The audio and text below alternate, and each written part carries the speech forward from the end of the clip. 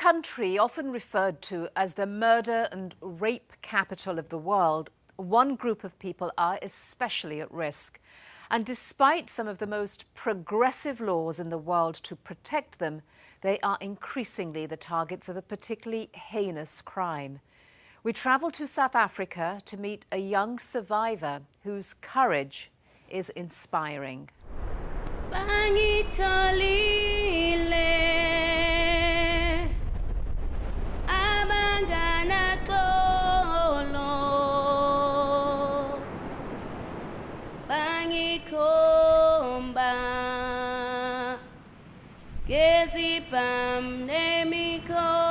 It's like you crying out for help, but nobody comes to your rescue. Nobody's able to hear your cries.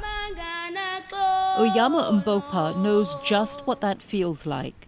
She's a survivor of brutal violence, and when she was attacked, her cries went unanswered.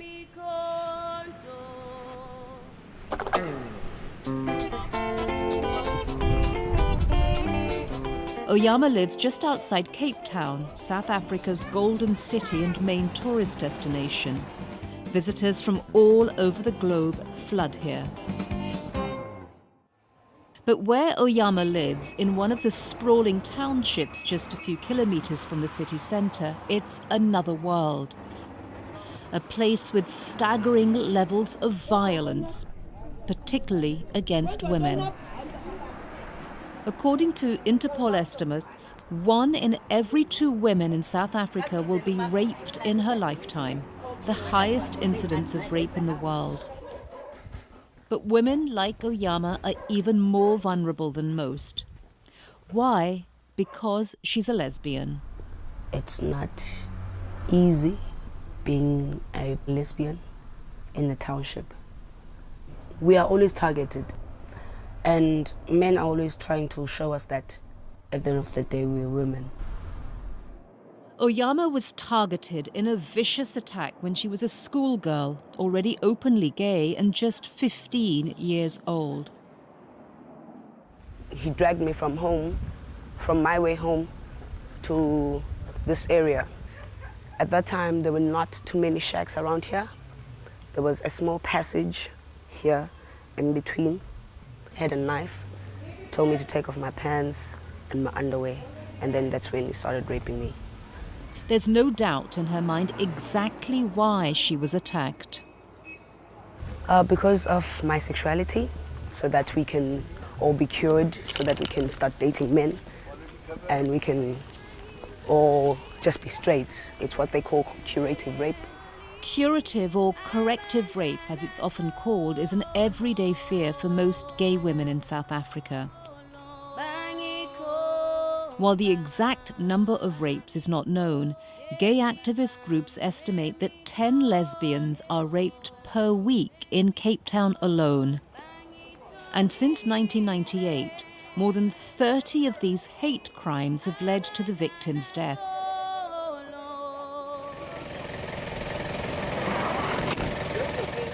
And death was something Oyama's friend, who calls herself Mama Kose, to protect her real identity, wished for after she was violently raped at gunpoint 4 years ago. I thought stupidly that I should just kill myself. Mama Kose asked us not to show her face. One day when I was alone in the house, I took petrol, poured it over me, took a match, and set myself on fire.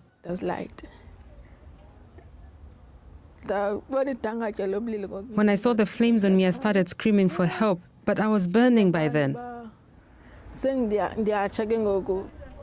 Mama Kose believes she too was targeted because of her sexuality. When she turned down a man's propositions on her way to a local store, he became violent. No man, I'm not interested with the guys, I'm dating girls. Said, you are a lesbian? Yes, I'm a lesbian. He then dragged her to some toilets in a passage behind some houses. He had a gun pointed at her head. They told me that I'm going to show He said he you. was going to show me that I have a vagina, not a penis. But they cook and not baby. So That he was going to give me the penis I don't want. yeah, as when the guy on there.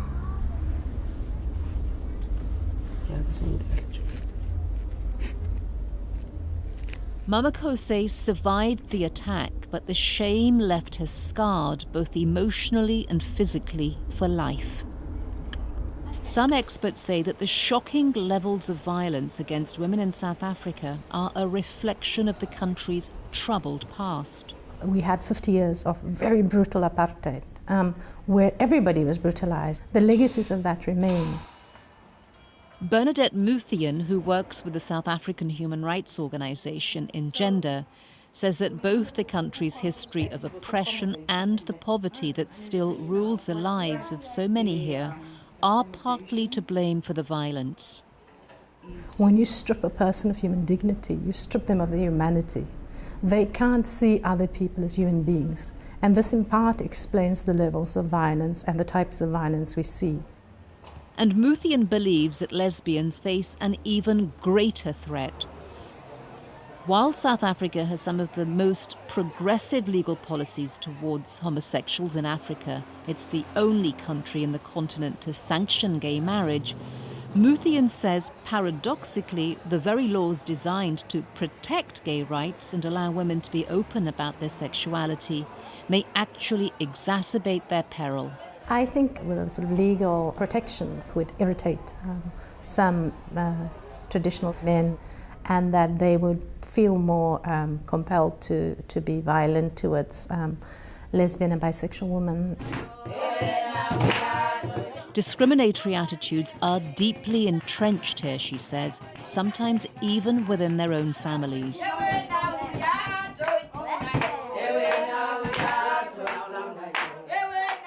Although Oyama is now clearly surrounded by the love and support of her large family, it wasn't always so. When she was 13, she revealed to her mother that she was gay. My mom didn't want to hear anything of it. There were meetings called for me, family meetings, elders coming to speak to me, to tell me that it was wrong, blah, blah, blah. There was this thing new to me. It was a shock. I said, this is witchcraft, my child. I used to beat her. I used to beat her a lot. Being gay in our culture, especially us as black people, it's a taboo, because we also don't educate our people about what is homosexuality. It took Oyama's mother 8 long years to accept her daughter's sexuality. When she finally let go and just accept me, it changed my whole life. To just hear her telling me how much she loves me and she has accepted my sexuality. Yes, I did accept my child as she is, and I love her. I love her. And to help her, her family arranged a ceremony for Oyama and her twin sister. Their grandfather honors their ancestors and calls both for any evil deeds perpetrated against the sisters in the past to be cleansed and for them to be protected in the future.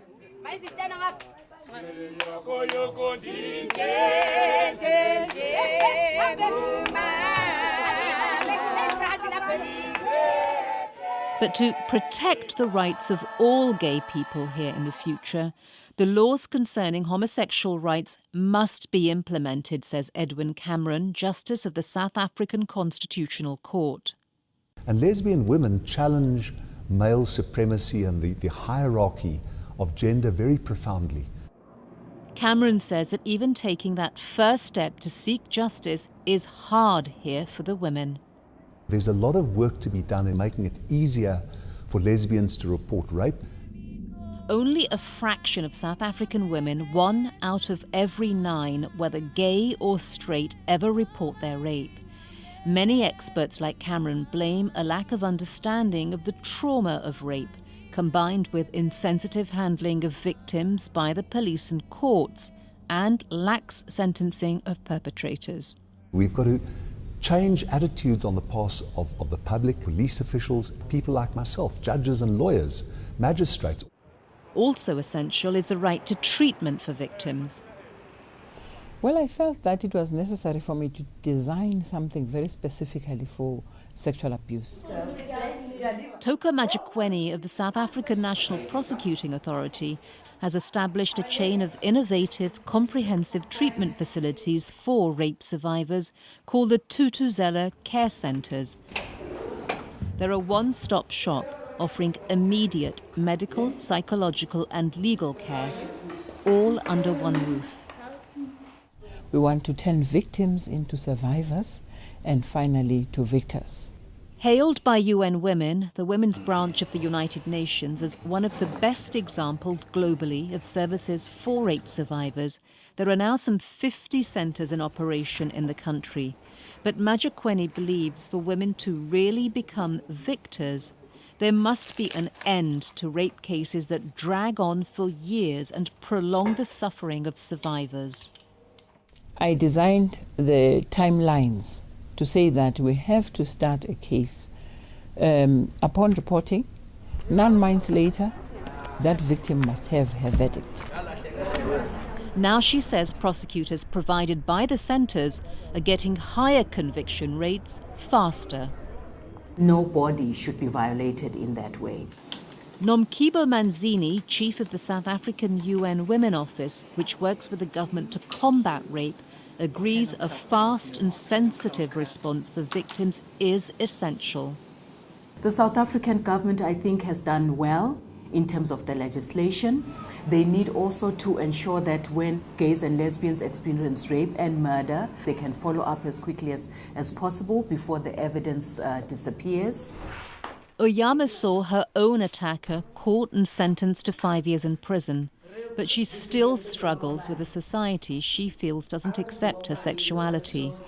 To help her heal and to protect others, she now runs a workshop for young gay women to discuss how to confront the discrimination they all share.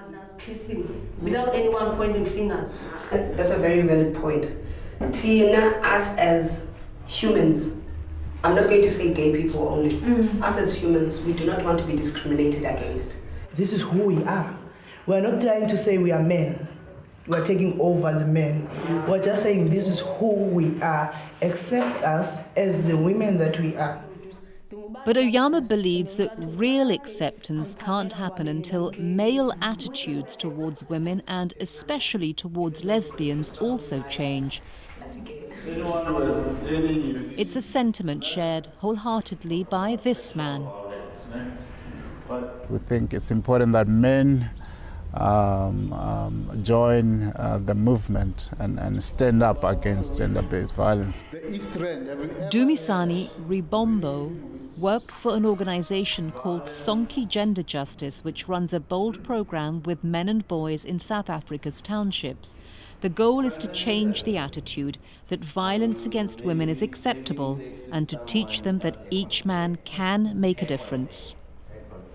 We want men to realize that it is so inhuman not to respect someone. It is worse to even instill violence acts because you disagree with a person's ideals or opinions. And Dumisani is speaking from the heart. At age 15, ill-equipped, he says, to resist peer pressure, he reluctantly took part in a gang rape for which he received an overwhelming reception from his classmates. We were given a standing ovation for that act, as if we have done something so great. But I was eaten from that moment on by guilt. Driven by his desire to right his wrong, he now dedicates his life to preventing men and boys from committing the same crime he did. We cannot say we are free when our women, be it straight or lesbian, they walk in fear in every day of their lives.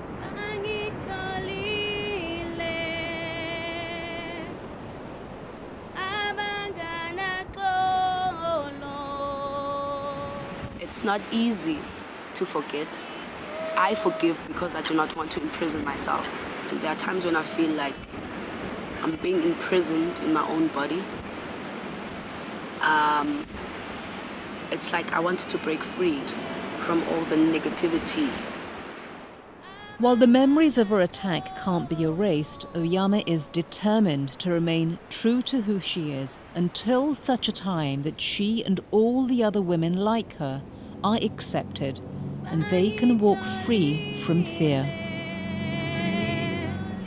Just because I was a victim of rape, I'm not going to dwell on that. I'm going to study.